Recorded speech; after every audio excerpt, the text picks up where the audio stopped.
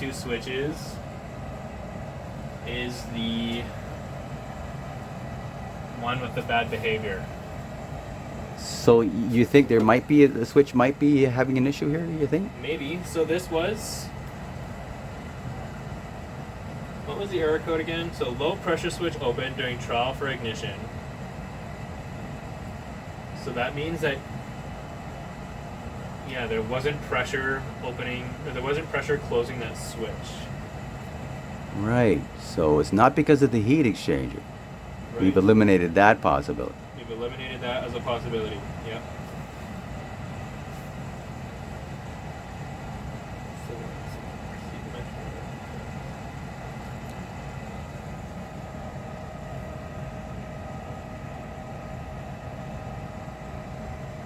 Hmm.